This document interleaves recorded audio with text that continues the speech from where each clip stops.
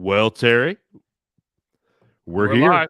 We are live, and we're going to give people some time to join us before I send in the theme song. Yeah. So, While we're welcome. doing this, we could go ahead and dedicate this live broadcast Oh to the Lord. IT department at Walt Disney World. Oh dear Lord, are you really going to do this already? Yeah. Here, all right. So here's my disclaimer. I'm going to say this once, and I'll say this finally. I am a big fan of the people that I know personally. I will fight vehemently for those people. And Thursday, Terry, right, wrong, or indifferent. It was Friday, right, Yeah. wrong, or indifferent. Your post Friday morning. I didn't post. I No, haven't posted hold up. anything. Maybe it was Thursday night. I Thursday haven't night. posted anything other than a one comment about the fact that warning. I posted a meme, I believe, about, or maybe an animated GIF. It was an animated There's GIF. There's a whole nother about the Disney bloggers getting unleashed with their opinions. And oddly enough, some of those scumbags have already started reselling items from the. Oh, that's horrible. Yeah. So maybe we have found the scum and villainy in the galaxy. So, but you posted that. I was already a little on edge. But then I posted, which I watched all 30 minutes of Josh and Taylor's video, the WDW couple. And for those that don't know, I know Josh and Taylor personally. They're actually friends of mine. I'm on Josh's podcast with the Go Getaways, which is my travel agency. And I posted it saying, "Hey, this is not an opinion. This is just Josh and Taylor showing you and showing their emotions and their feelings." And some people took it a different way. No, I have a question for you, Dave, about their trip before we get into the actual podcast. Sure. Were they on the influencer shindig, or were they on the 2-day getaway? They were on the shindig. Okay. They didn't do the 2-day. So, and in reality, you really can't even review the experience. No, they could review what they were done, what they did. And they didn't even review it. They just showed you what they were doing. And for lack of better words, if you're listening and you're wondering what the heck we're talking about, last week, I believe it was the beginning of the week, Disney did an influencer, mostly social media vloggers, and a couple of the big dogs in Disney social media. Like Lou Mangello didn't even get this invitation. So that just gives you a little bit of an idea. Lou was there. Lou was in the shindig. He wasn't on the cruise. Okay.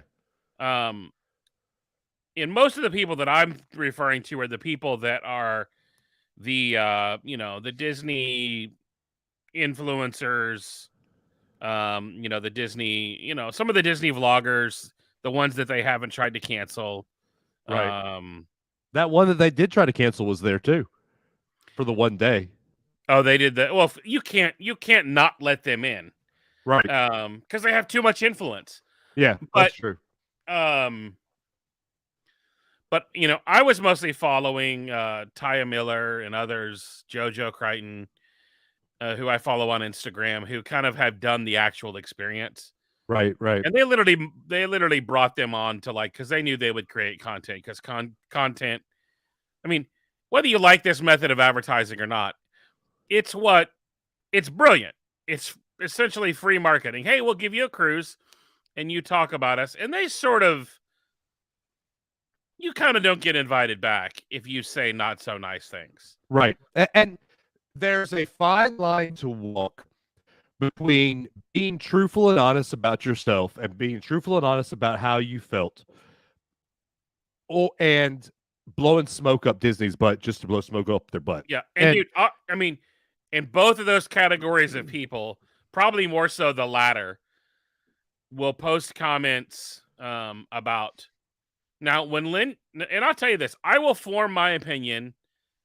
My first layer of opinion, I haven't even formed an opinion other than, gosh, they better get this right. It's so expensive. And I still would like to go. My wife is never going to think that the money for her to go is worth it. So the only way that I'm going to go is if a bunch of us dudes get together, maybe Done. John Rogers, you, Ryan Street, and I decide we're going to go.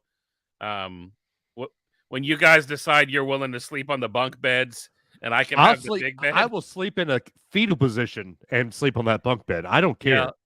Yeah. You and Ryan Street can spoon in the one of the bunk beds. No. I'll John sleep on Rogers the floor. can take the fold down. The toddler bed. There you go. But yeah, dude. I mean, I'm interested to know what. Interestingly enough, we've kind of been joking about it on WDW today about having. I know Tom Corliss is going soon. I know Lynn Testa is going soon, and I know Logan's going soon. And they're kind of the Sith Lords of the Disney podcast community. Right. and here's you have a different opinion when you spend money on something. I can agree with that, but then and to a fault, and I will go ahead and apologize. I probably took it the wrong way what you said on Friday. Oh yeah, you got a little dude. You're a company man. I get it. You take it personally. Not even. I don't like to. I don't mind seeing like a room tour, right? But I don't want to watch here. And this is why people go on these experiences and hate them. Is how many sequels do you go into hating? True. Because you have unrealistic expectations. I want my only expectations of if I'm going to spend several $1,000s, Disney better blow my mind. So here's why. And so far, here's a surprising opinion. So far, I feel like they will blow your mind. I think Michelle Atwood did like a non-video, but just like a voice review of her sitting by the pool at Coronado Springs after they got out. And her basic review was, hey, the moderate to average Star Wars fans probably not going to dig this. Little kids are going to love this. But the diehard fan, unless it's like, this isn't my Star Wars. I'm talking to you, Bart Scott. Unless you're talking about those people, I think most Star Wars fans are going to love this experience. So here's what I have heard, and here's what I've been told firsthand by Josh Rippey, WDW couple. If you go and expect the story to come to you, you'll hate it. If you go and interact with the cast members or the actors, they're actors. Don't get it twisted. They're not just cast members. If you go and interact with the actors and play along and go in choosing a side, play the side games, and know that for 2 days you're probably not going to sleep much, it will be the dream vacation because it is what you make of it. Yes. If you go and want to just be a wallflower, you will have wasted your money. I agree. And why should you sleep? Right. You're only in that dang thing for like 42 hours. I think it's 2 days, right? Well, it's not even 2 days. It's from 3 o'clock in the afternoon, and you got to be off before 10. So whatever that is. So you're talking about 24. That's like 42 hours or something like that when I did the math. Okay. To me, as a Star Wars, and Jeffrey makes a great point. Jeffrey's a big Star Wars fan. That's the thing. If I'm not fully comfortable with the role aspect, not good at improv, am I going to enjoy it? Is it at that point worth $1,300 a night? No. It's not for me to say yay or nay. It's not. But to me, if I'm going to go on there and not play the role and not play that part, then it's not worth the $1,300 a night. Yeah. So. And interestingly, the thing about the resellers that I've heard, like that's been kind of today's news, is like, oh my gosh, there's resellers. Here's the deal: if you and your family pony up to $5,000, and you want to pull up a U-Haul out of that thing when you leave there and fill that sucker full of lightsabers, Godspeed to you. You have the right to. I'd encourage you to do it. In fact, I've kind of like, what are those lightsabers going for? Maybe I will do this thing. I don't really want one. I don't want a special edition one. some poor sap on eBay that doesn't want to spend the. I mean, dude, that's. I mean, I've worked with Disney artists for years, and like as a business coach, and man, that's how half of them have made their living. Is people come out and will buy one for a collectible item, a piece of art, a vinylmation back when those were a thing, and then they'd sell one. Like I don't have a problem with that. But what I do have is the cottage industry of people who bought 17 Figment buckets. Right. Exactly. There's a difference between, and like you, dude. I mean, I bought extra things for you on my last trip. Sent them down to Huntsville. You're enjoying a Tervis tumbler that I picked up for you from your favorite DVC resort. Yay! My wife is actually wearing her sweatshirt today. I'm glad she's wearing it and not you, because it would have been a little glittery on you. A lot glittery. She actually said, Terry, and I have to tell you this before we start the rolling of the show. She said she put it on and didn't realize it was a sweatshirt when she ordered it, and she put it on and said, "Oh my gosh, this is my favorite thing I've ever bought." So you are the one that brought it, that muled it for us. So thank you. Yeah, technically I bought it. She just I paid you back. You did actually. So. Jeffrey is packing those ears for Ellie tomorrow. Thank you, Jeffrey. Yeah, I told you to get the new the color ears. Well, we'll be down there in 10 days. So Orlando? I'll have to run by Art of Animation and see if they're there. So, all right. So, Terry, you ready to roll the credits roll the intro and start your trip report again? Well, yeah, and I'm going to give it in defense of the trip report, so people don't just think I'm on Disney vacations every week. I mean, let's be honest. The next show will be me doing a trip report. So right. I mean, if we weren't there all the time, we wouldn't be able to do those. Yeah, and it was a reminder. You and I started this podcast right at the beginning of the pandemic, or right? Yeah. Was the pandemic? Did we start in the middle of it or after it? It was right before the pandemic. Like, we literally started this, and it was like, oh, wait a second, holy shnikes! Yeah, exactly. What are we starting up for? Right. So we should let this thing take a few more months off. We're finally getting to use our points, so that's why you're getting a lot of reports. So, yeah. All right, Terry, I'm going to roll the music, and then we'll come in.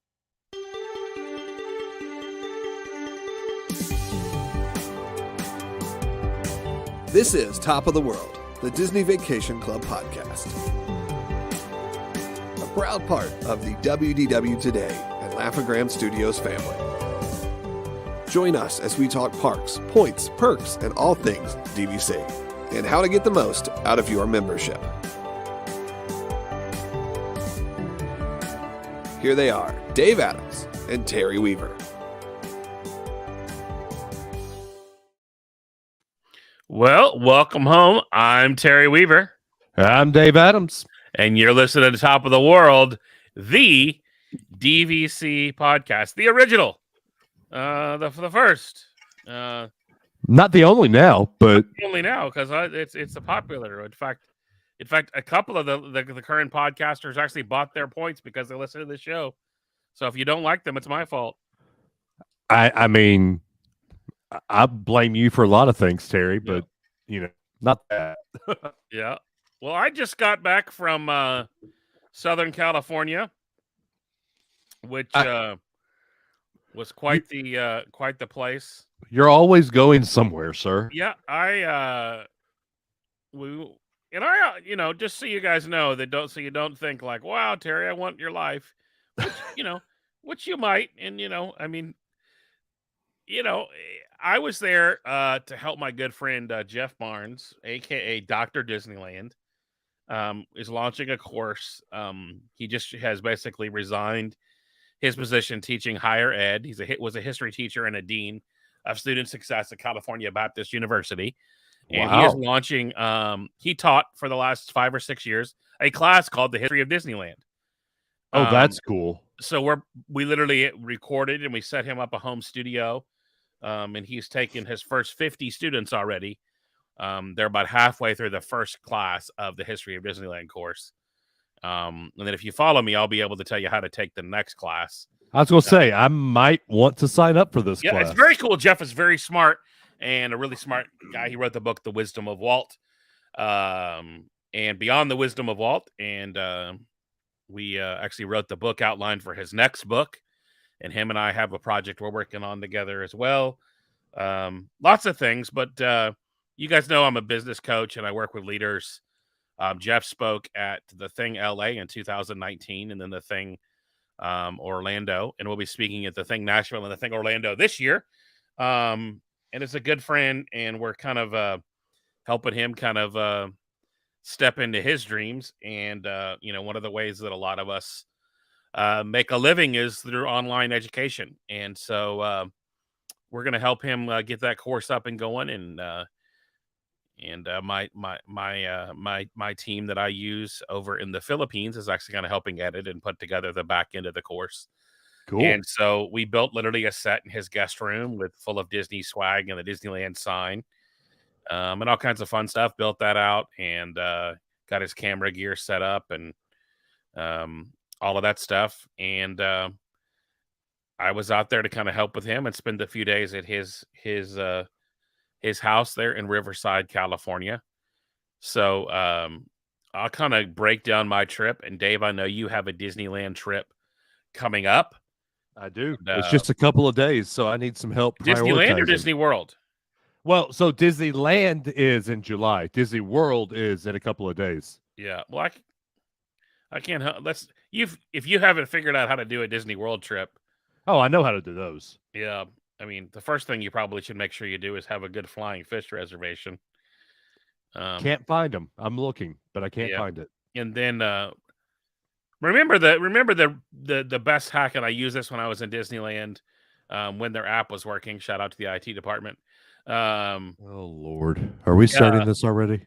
You know what's interesting is I very quickly learned that the app works on the same backbone because it had the same errors of modifying dining reservations at the same place that the Disney World app does. So it's just, and that's important to know that they're, when you do go out there, their app is called, it's not called My Disney Experience. Well, I think it is kind of as a code name, but it's just the Disneyland app that you download. And it's where you make your Disneyland park you can make your reservations. Yeah. We ended up out there and we bought 2 one-day hoppers because I bought one and Jeff bought one because we ended up his flights kind of got changed. And I was like, well, I'm going to be there an extra day. I'm going to Disneyland for another day because it's not every day that I get a chance to go to Disneyland. That I had not been since the pandemic.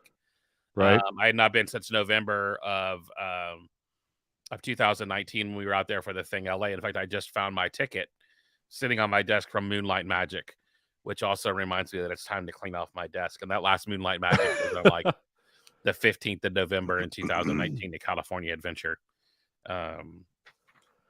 But excited to see those bringing back up. And by the way, if you've tried to make a reservation for them this last round of Moonlight Magics, it was a dumpster fire of blue cards not working, guest relations having massive issues, and basically telling people good luck with that.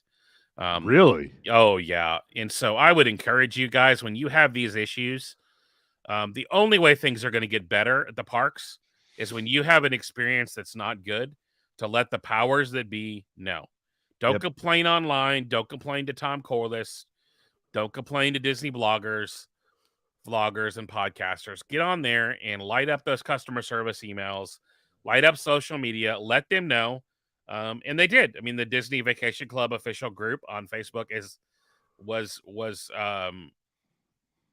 on fire with people who literally got errors telling them they didn't have valid reservations. And Disney Vacation Club made a uncalculated error of moving us away from our blue cards to digital cards, and something in that system was not ready. Disney keeps trying to push new things when the system just isn't ready. I don't know who's making those decisions. And Dave and I've kind of had some banter about, hey, Terry, sometimes you're awful critical on these things. And I'm going to tell you, there's a couple things that I stand for cast members, but I also stand for Disney excellence. It's what's gotten Disney to be the company that Disney is. And there's a certain, it's not entitlements, it's just a general expectations that the company has set. And some of them, obviously we've given Disney some grace through the pandemic. That's like we've given everybody. I will say the delay that it's taken them to get the trams back is absolutely ridiculous. They're back though, aren't they? They're back at the Magic Kingdom and only at the Magic Kingdom. I think today, if I'm not mistaken, or tomorrow is the first day that the Disneyland tram is back. Okay. And not having the Disneyland tram, Dave, might have been one of the craziest things I've ever experienced. Because I did my steps count. So just to walk back and forth from the garage, how many steps do you think I took? Each way or round trip? Round trip. I'll say 6,000. 11,000 steps. Holy crap. Which is more than most people take in a day. It was pretty close to it was north of 11,000. It was almost 6,000 each way. Wow. So now, if you had some sort of, luckily I've dropped some pounds, or I probably would have keeled over on that walk. And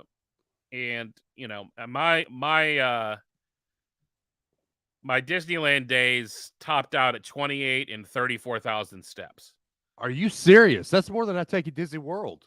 Exactly. And it was, I mean, you take that 11,000 steps to the garage and back. Now, granted, if the trams would have taken probably 4,500 of that off, just because you got to go up and down and around and through that maze. One of the things they don't have at Disneyland is the great security scanners that we have at Walt Disney World that don't require us to take off our bags or any of that. They still have the old school metal detectors. So yeah, that was a bit of a but when you get to Disneyland, that was our first impression. We went. I landed in LA at about 10:30 in the morning, LA time, and did what any good American would do when they're landing in California. I went to the In-N-Out Burger that's on the LAX grounds and got myself a double animal style. You flew into LAX and not Santa Ana? Well, here's the deal. Direct flights are hard to come by into Santa Ana. Okay. I actually got one, so. Huh? I got one, so I'm actually impressed. But when I go west, I tend to like first flight out, last flight back. Okay. I like, if I'm out there, I want my days as full as they can be. Right. And rent-a-cars are definitely on the spendy side out there. My rent-a-car for the week was $488. Whoa. Which, yeah, strong. Why don't you just Uber? Because you can't Uber all over LA. I mean, I went through 2 tanks of gas. Which was, another small mortgage. Yeah. But yeah, so we went to Disneyland the first day, and we knew, warning, those Disneyland tickets make the Disney World tickets seem like a good deal. Yes. In fact, I'm glad you said that. I've got to, while you're doing your talking, I'm going to buy mine right now. Yeah. Well, you better schedule an appointment to go donate some plasma or something tomorrow. Yeah. With parking, 2 one-day hoppers were north of $400. Whew. And so, yeah, and the Saturday tickets are even more that Jeff bought. So, dude, I mean, they're proud of those things, which is very, very interesting because Laughing Place, the website, Disney website, just did a interesting news kind of report about how it's cheaper for the average family in California to travel to Disneyland Paris, stay at Disneyland Paris on site, buy park tickets, pay for airplane tickets, than it is to go to their local park in Southern California. That's crazy. The Paradise Pier Hotel, which is about 4 steps below Pop Century, in my opinion, which that's saying a lot. I would even say 4 steps below All-Star Sports. Not an original Disney hotel. It was a remodeled into something else. Is topping out well over $500 a night. Good grief. Which is crazy town. And those of you who are listening, oh, this is a DVC podcast. They have DVC over there. I'll just use my points to stay at the Grand Californian. Good luck with that, unless you have a contract with the Grand Cal. Good luck with that. And you're prepared, and you have a big contract that you can walk. Right. And if you don't know what walking a contract is, and you'd like to know, I'm not going to talk about it on it. But you sort of have to play against the rules to even get in that resort. It's silly. It's ridiculous. They're only, which is why it's exciting that they are building another tower at the Disneyland Hotel that will be DVC rooms. But I'm sure we'll have a similar problem. Your best bet is just to stay. I mean, the Grand Cal is one of my favorite Disney properties. There's not a better way to stay. Just to put that out there, put this in the universe. I'm on the waiting list for a Grand Cal room. I've been on the waiting list for about 6 months now. And well, maybe not 6 months, maybe about 4 months. I just went ahead and booked another hotel just in case. Yeah, you're not going to get that. How many nights in a row are you trying to get, Dave? 3. Just middle 3. Of summer? July. It's not going to happen. Yeah. I mean, leave it there, and if you do, it'll be a fantastic experience. Right, exactly. Half the time they oversell those, and they end up moving you to the regular Disney rooms. Fine. In the Grand Cal. Fine. Yeah. I don't care. Yeah. I mean, you don't get a fridge, so what? It's you're so close to the park, you're not going to be eating in your room. Exactly. So we went to Disneyland the first day, made reservations for Grand California. They still have the reservations system, which is super goofy there because there's only 2 parks, but they make you pick a park. So we basically got straight there, made the 93-mile walk to the Esplanade, and went straight to Marvel's Avengers Campus. And let me just say, other than the fact that there's only one actual attraction right now besides, and I know there's the Tower of Terror, Galaxy's Edge, Mission Breakout there, which technically is part of that campus. You're very much missing an attraction. But I will say this, the Spider-Man Web Slingers attraction, that I pretty much had lowered my expectations down to -12 on, might be my favorite Disney attraction. Really? It is not like from a ride perspective, it's not going to blow Rise the Resistance out of the water. Okay. It definitely blows the Smuggler's Run out of the water for me. What I love about it is I know we've seen some descriptions of it being, how does it compare to Midway Mania? It's kind of Midway Mania. It's that same kind of. Was this motion tough to do all the time? You literally just sit there and throw your hands, almost, get your finger points out. So you don't have to do the web motion. You kind of do because I rode it twice on the trip. The first time was just I had no idea what I was doing. Right. The second time we happened to hop on the car with a car full of Pentecostals. Oh, and those people are well versed in hand raising, so we tore that sucker up, man. Especially because I had done it before. Dude, it was a lot of fun. It was a super fun attraction. Yeah. You walk in and there's, you walk into the queue and it's kind of Peter Parker telling you the story about, Tom Holland, telling you, spoiler alert, that these spider bots are about to take over the world, blah blah blah blah blah. And dude, the spider bots are super cool. If you've got boys, they're gonna want to buy one, and I know you don't, but No. Dave's coming home with one 100%. I probably will. And he's gonna get some clothes to dress up as Spider-Bot, because you could do like a Wakanda version and a Tony Stark version. So is it like building a droid? Kind of, except for there's like, there's more of accessories than it is like building a droid. You Okay. buy the bot, and then you could buy a backpack to go the drop, and then there's outfits for the bots. Oh gosh. But yeah, dude, the attraction was super fun. Just in general, man, I loved Avengers Campus. It Right. very much did feel like you had kind of gotten lost in, like, I bought the story. Just like we've been talking about how the Star Cruiser, how you kind of get lost in the role play of it all. You really do. I got lost in the story. I believed it. Well, see that then Disney did its job.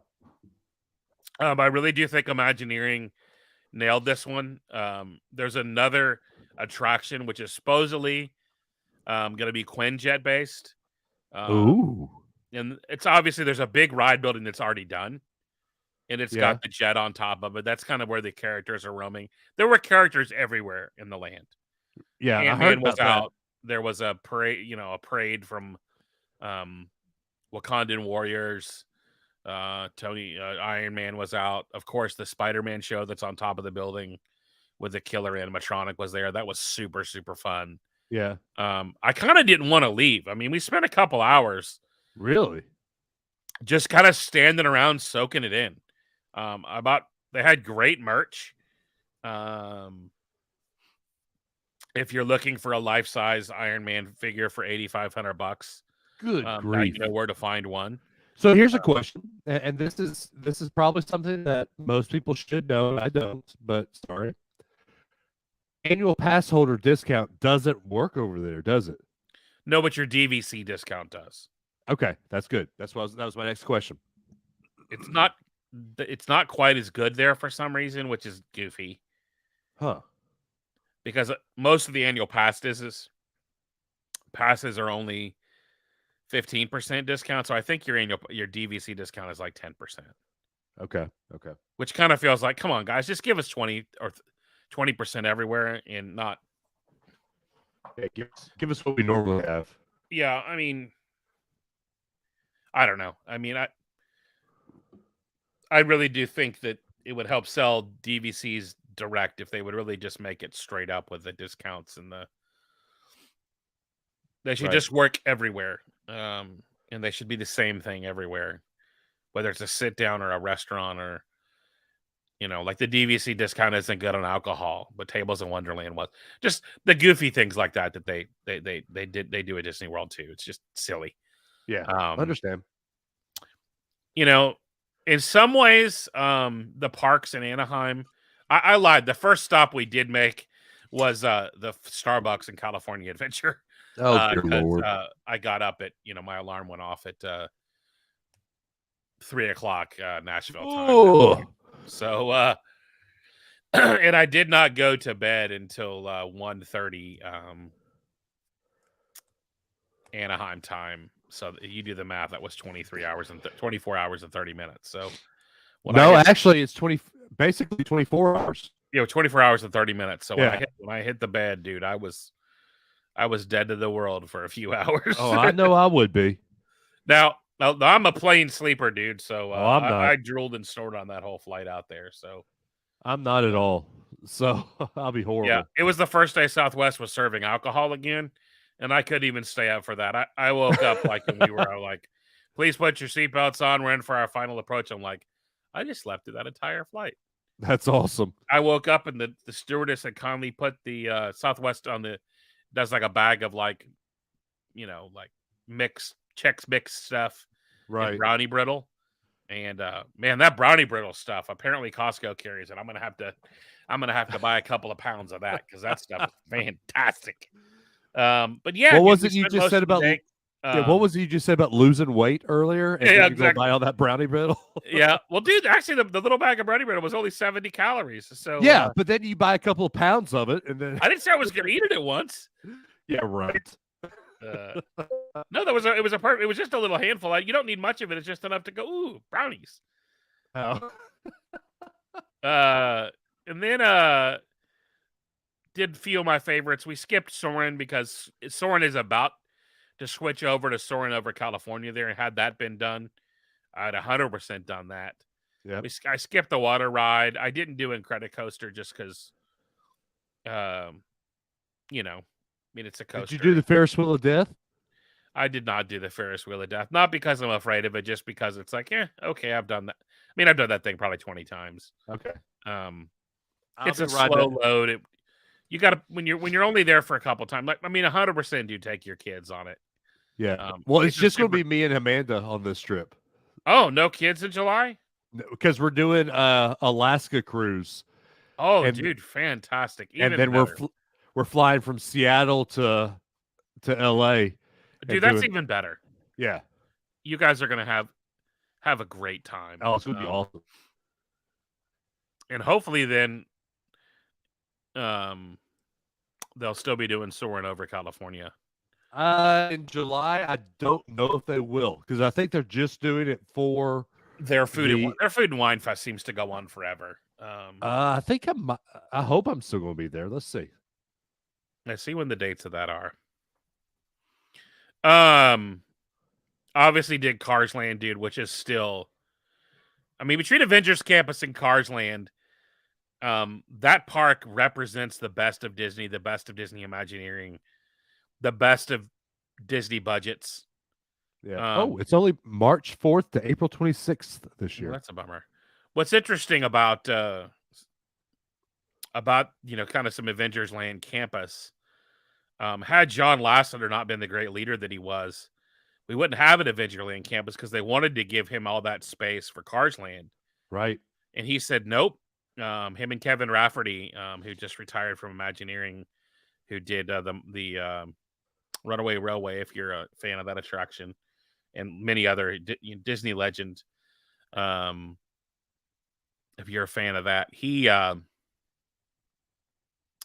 decided, man, I don't, there's not enough budget to do that well. So we're not going to do it poorly. And, have you been to Cars Land ever, Dave? You've never been at all. I've never been to Disneyland. So this is all going to be new to me. Dude, I'm 100% predicting you're going to weep like a child in Cars Land.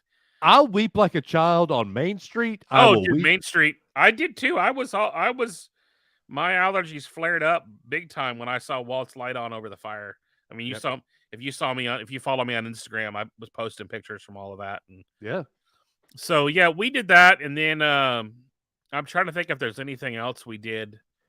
Obviously did the Guardians of the Galaxy Tower of Terror.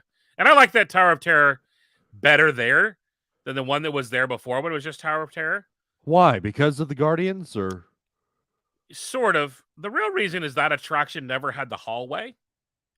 Oh, okay. So you know how in Tower of you go up, out, and then down, up and down? Right. And the whole kind of part of the story is you got off the elevator and got lost in the hallway kind of thing. Right. You fell into the third dimension. Without that part of the story, it was kind of goofy. Huh.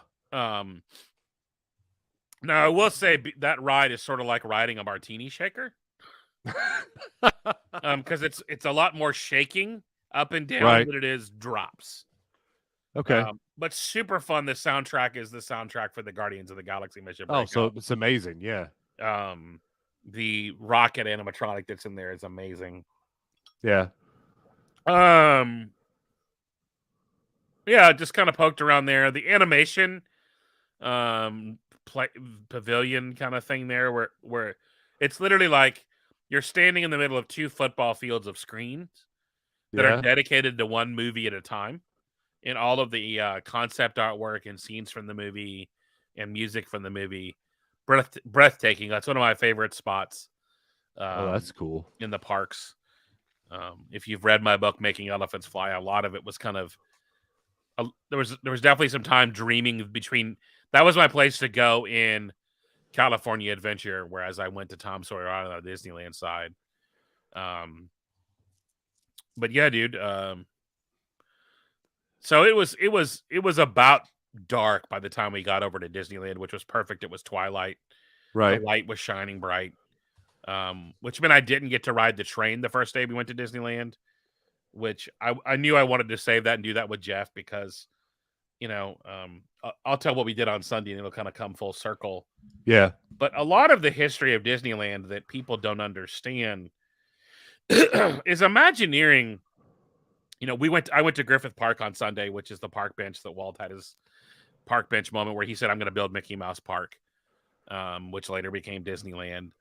But Imagineering was really born because of a trip when Walt went over to Ollie's backyard, one of the 9 old men, and Ollie had a train in his backyard. So Walt built the Lily Bell in his backyard. Right. And there was an famous interaction between Walt and his wife where she's like, "I wish you would get all of this out of my backyard." And Walt did. He built a new backyard. It's called Disneyland. And Disneyland was really Walt's train set. Did you get to ride on the Lily? I've not ridden on the Lily. Actually, is in the Walt Disney Family Museum. I thought that they have tracks there. Okay. But it's and they have actually some of Walt's tracks there, but you don't ride on them. Okay. But it's part of the Steamers Museum there. And that but at the parks I actually did ride on the Lily Bell. Okay. The car. That's what I meant. Yeah. Yeah. But yeah, man, going over to Disneyland was fantastic. One of my kind of like, Disneyland, the streetnosphere and entertainment is back there.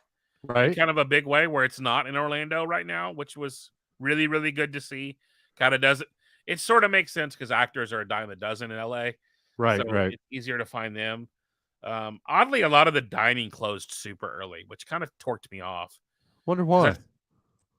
Like an hour or two before the park closed, which is you kind of, at Disneyland, you want to kind of go and suck the life out of it. And then it's like, park closes at 10. So at 9:45, you go get, I normally go to the Plaza Inn, right. Which is a quick service ish at Disneyland. And I normally get Walt's fried chicken and sit outside. But it closed an hour before park, so that wasn't an option. So we went to Tortilla Joe's, which is owned by the Tortilla Group. But had a great day. Did some of the things I wanted to do at night and see. Disney parks are great during the day, but stunning after dark. Right. Exactly. The day we were there was when they announced that their nighttime spectaculars, Fantasmic, the Paint the Night. Or the Main Street Electrical Parade, not Paint the Night, is coming back, and more of their modified production show. So did that, and then went to their downtown Disney, hung out. At least because the only place we could eat was the Tortilla Joe's, which is their Mexican restaurant owned by the Patina Group, which is who operates the restaurants in Italy, Morimoto. They have the 2 Italian places at Disney Springs too, don't they? Yes. The Marie and Enzo's. Yeah, and then Enzo's Hideaway. Which is not their finest hour. Not at all. Enzo's Hideaway is definitely better than the other one. But the big one is probably my least favorite Disney restaurant, period. Wow, that's I would rather something. eat at Tony's Town Square than there. And then did some other stuff, worked for a couple days with the doctor, and we came back on Friday night and went to my favorite Disney restaurant, which is Napa Rose at the Grand Californian. Yeah. You and your wife should 100% get reservations for that one night. Okay. There. It's their menu is very, very abbreviated, like in classic, like goofy, like, okay, I don't understand this one. They had no bread service. What? Yeah. And so write that up with, like, I don't know what's going on. But literally no bread service. That's weird.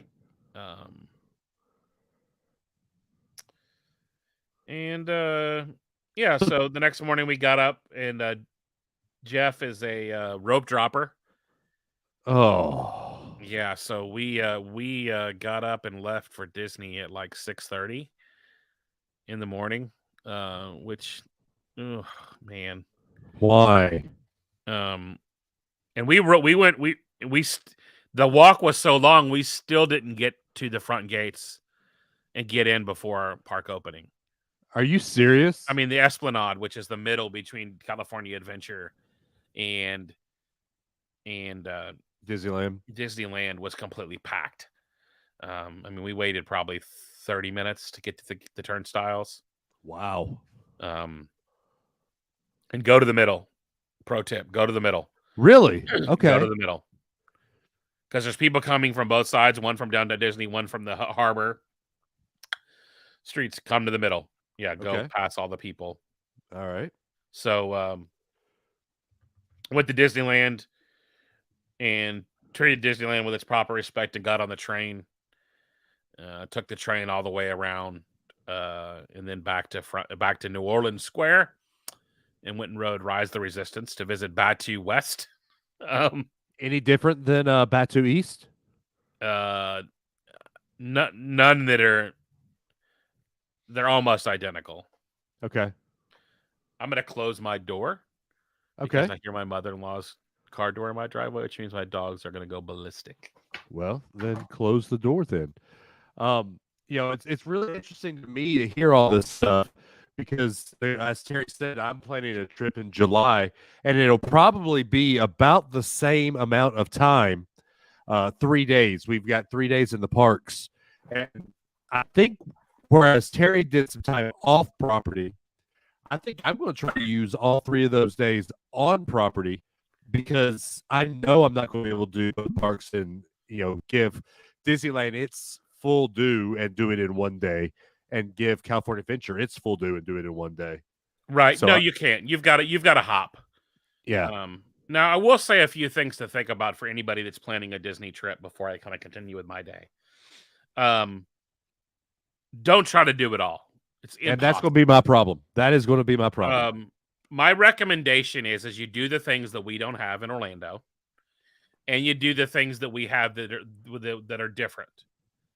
Some notables obviously are Cars Land. Right. Don't bother soaring unless it's soaring over California. Obviously, do the Avengers Campus, do the Tower of Terror. That's different. Do the Incredicoaster. If you want to do the other attractions on Pixar Pier, do those. Obviously, do their food. They have a what's the show that's in Magic Kingdom, Dave? With the just added Coco to it. PhilharMagic. Magic, yeah. Don't do that because it's in the old Muppets Theater, and it looks like it's so small on that screen, right? That it looks like you're watching a football game in a friend's backyard when they put a sheet up. And no offense to the dudes that put the sheet up to watch their football on the weekends, but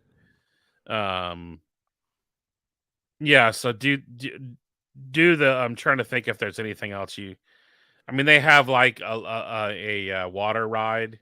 Unless you love water rides and want to be soaked. Yeah, no, thank you. Grizzly River Rapids. It's just the same as the one that's in Magic Kingdom. Okay. With a little different theming. I'm not feeling like Amanda's going to want to walk around soggy all day. No, not at all. Now, Splash Mountain is different there, isn't it? Yeah, and it feels like it feels like the Splash Mountain overhaul has kind of gone. Maybe. It feels like they're kind of not sure what to do with it. Right. And for good reason. Just because it's like, if it was in New Orleans, it would make sense. But the problem with New Orleans is there aren't mountains.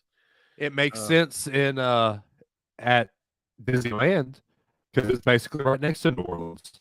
No. Ish. It's not. Okay.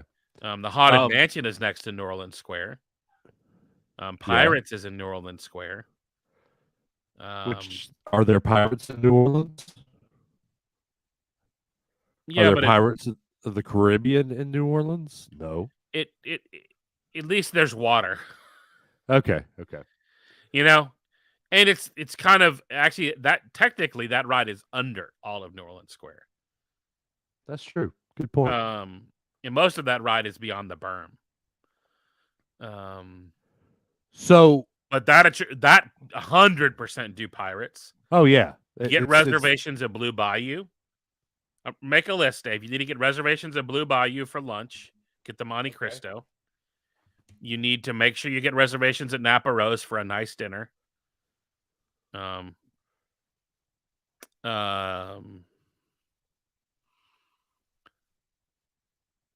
are the two that I wouldn't leave without. In California Adventure, if you can get into Carthay Circle, that's pretty cool. okay. The quick service at Disneyland is significantly better than Orlando for some reason. I don't know why.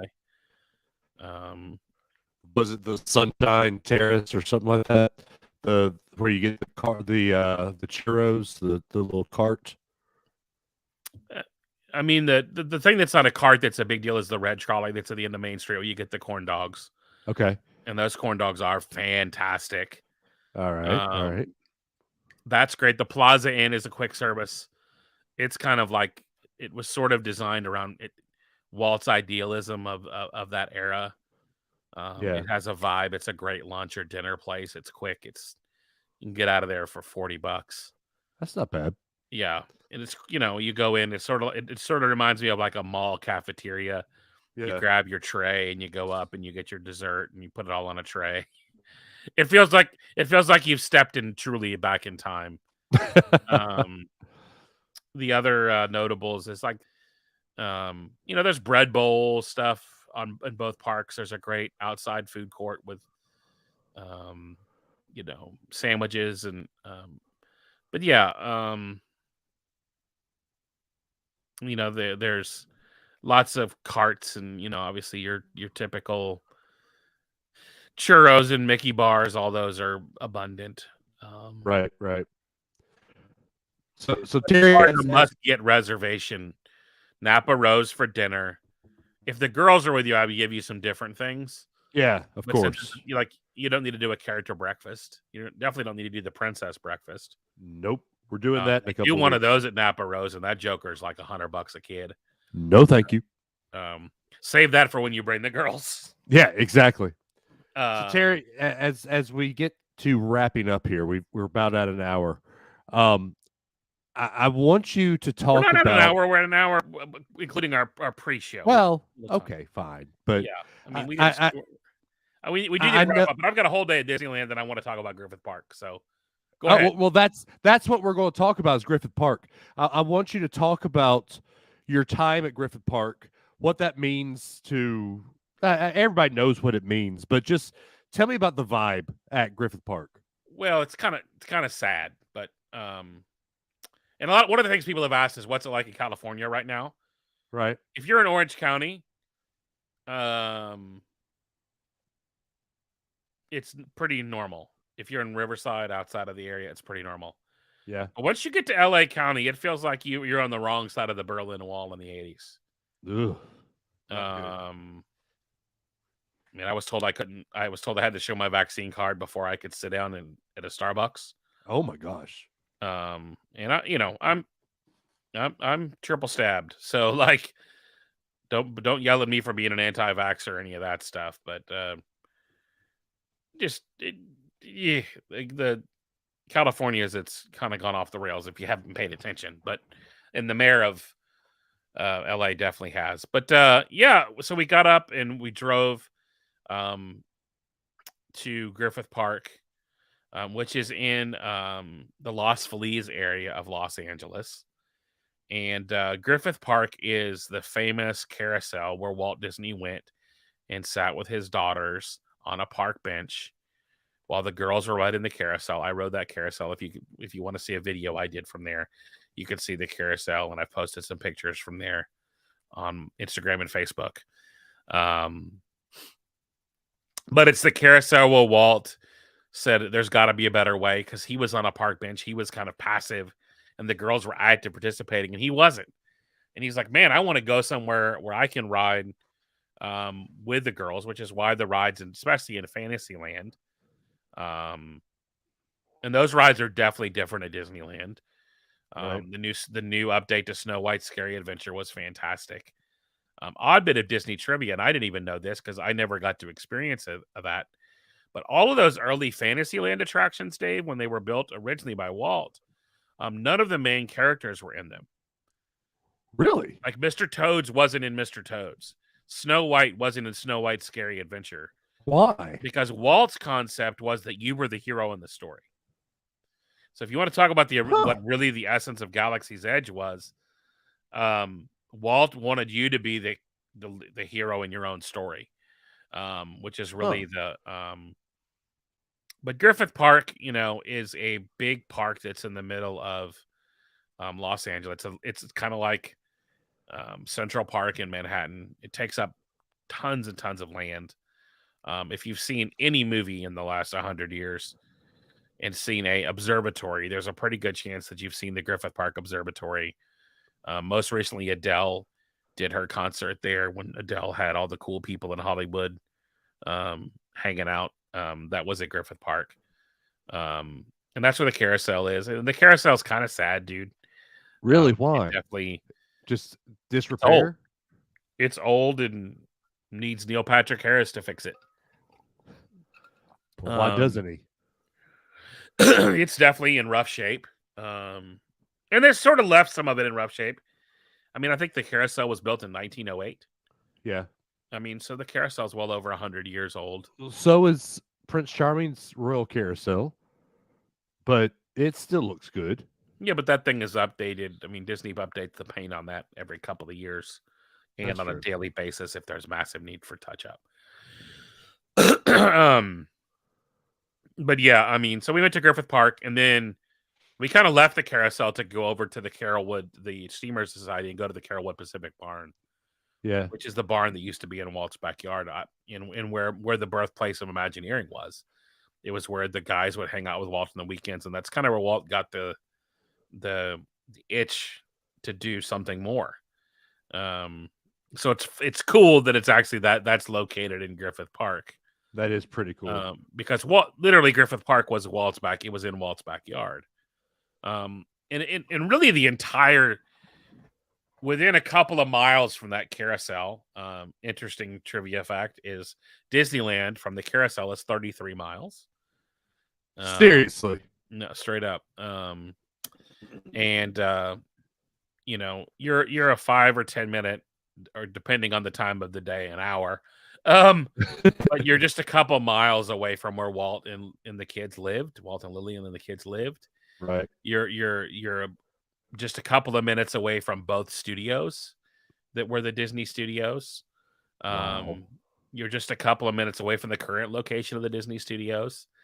You're just a couple of minutes away from the hospital where Walt Disney died. And it's where Walt drew the map. We talk about the map to Disneyland all the time. Right. That Walt drew on that famous weekend with Herbie Ryman. Walt laid out the Magic Kingdom, which you and I is kind of our home park. His last thing he did for us was lay that sucker out literally on the ceiling of the hospital bed where he died. Wow, that's cool. He gave Roy the very specific instructions on where he wanted everything and what he wanted moved. And the Magic Kingdom that you and I know today is basically Walt's last love letter to us. Yeah. And so seeing the barn was cool. We went from the barn, kind of drove around the studios, shot some video with Jeff, and just seeing. I had been to the studios area, but I'd never and I'm going back in a couple months and going to do a tour of the studios with some friends. But actually, I never really. We got off the freeway at a different spot and basically hit the hospital first, and then knew where the studios were from there. I was like, wow, all of this happened from Walt in a very short period of, couple of miles. Right. And then we went over to have dinner at the Tam O'Shanter.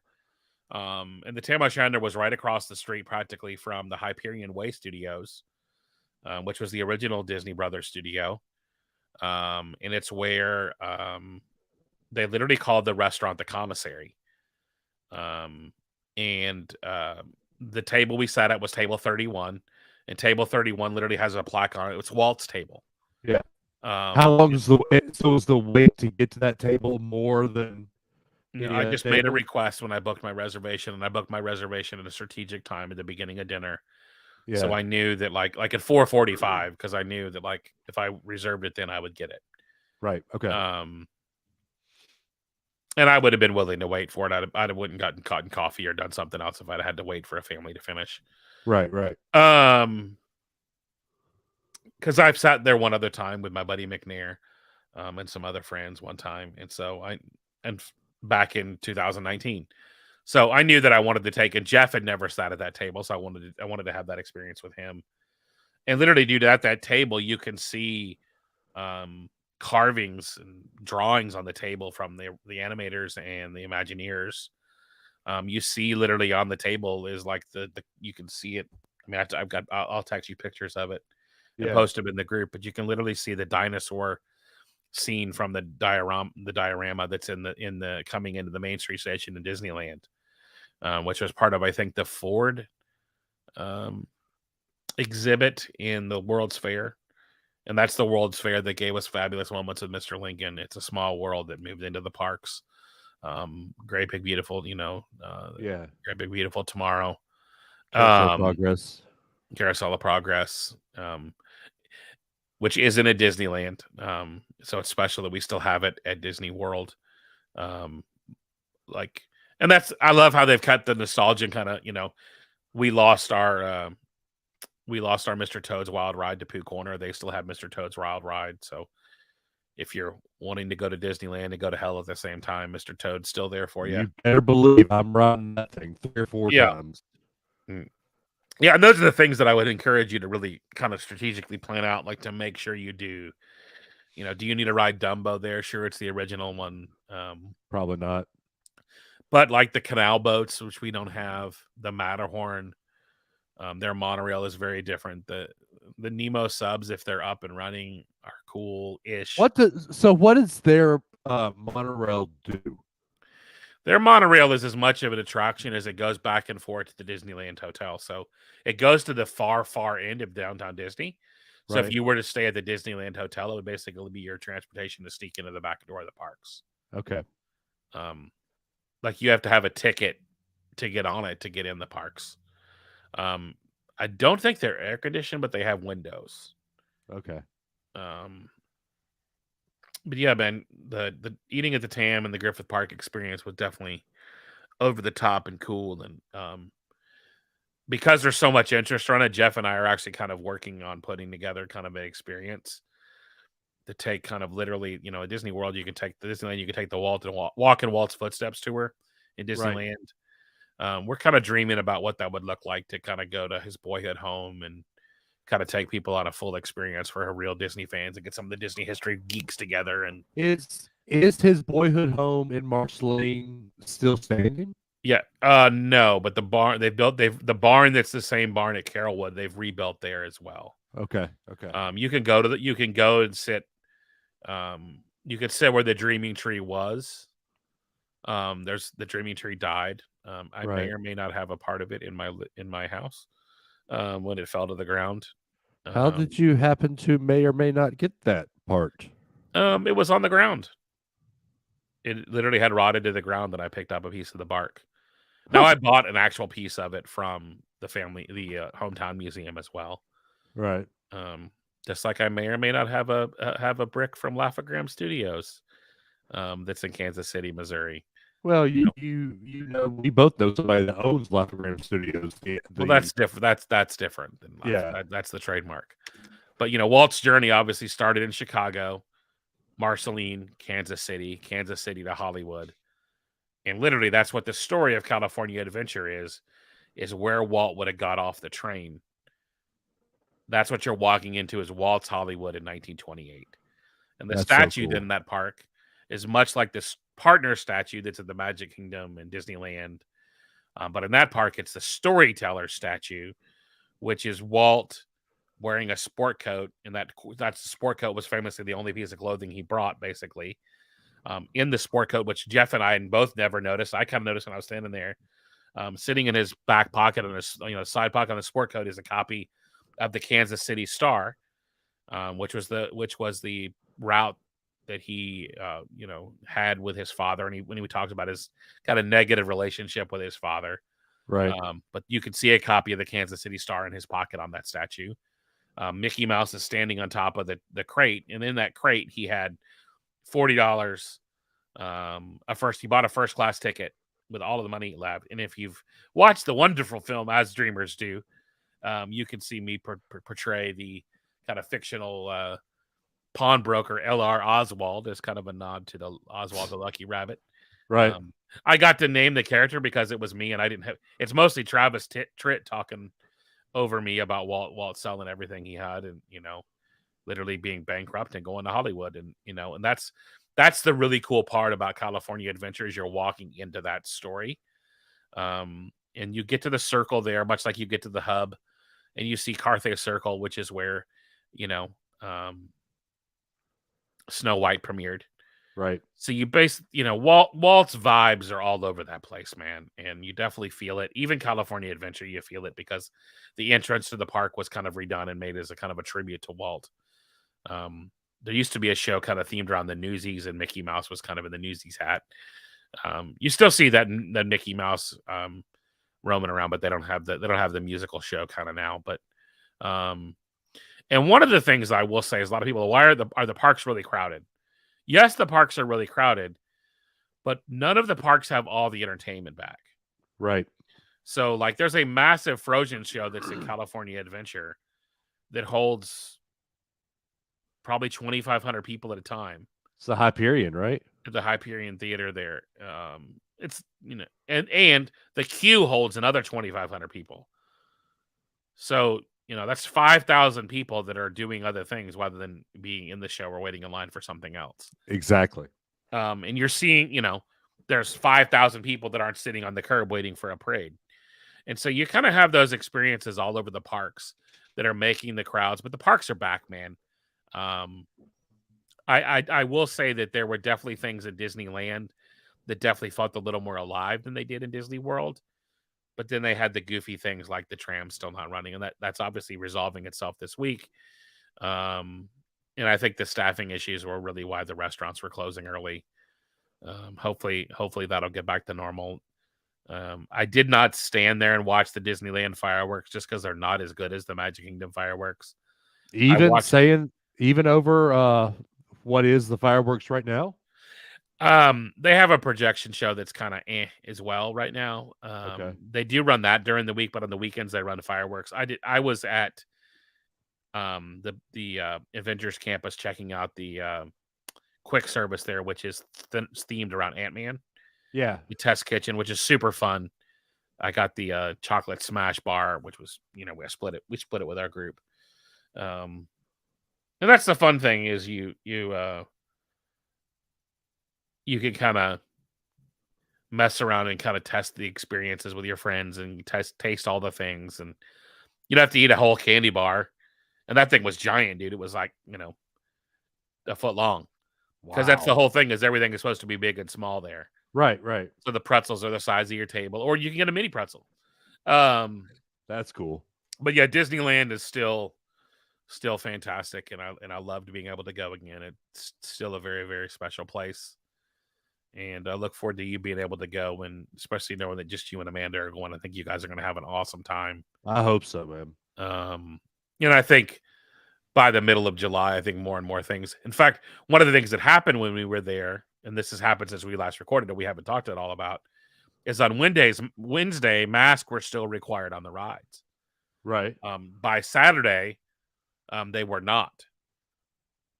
So the difference being maskless there made a huge difference. Oh, I bet. The experience was that much better. So their cast members currently have a little more strict requirements than they have in Orlando. Right. They're free to go outside. Do you have any other questions, dude, about?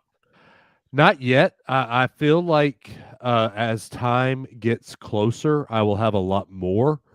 You need to put your 60-day reservation date on the calendar. Yep. So we can begin to make sure you make those dining plan reservations. Let me see what day that is now. I gotta remember what day I'm going to be there. Middle of May sometime. Yeah. I will be there first thing the 22nd of July. So and you fly into Santa Ana. Yeah. And that's super close. Oh yeah. That's I asked. So I asked my buddy Adam. I said, "Which airport closer?" And he said, "Oh, hands down, John Wayne." And you got direct, so you're Yep. doing I'm good. going straight from Seattle to Santa Ana. And then Santa Ana to Atlanta on the way home. Santa Ana to Nashville. Oh, okay. Yeah, direct from Santa Ana. No, it's actually Santa Ana back to Seattle and Seattle to Nashville. Okay. So it'll be fun. Fun. Yes. You will be So- tired by then after a 7-night Alaska Oh. cruise. Guarantee I will be. Yeah. 60 days from what I say, July 22nd. Well, very cool.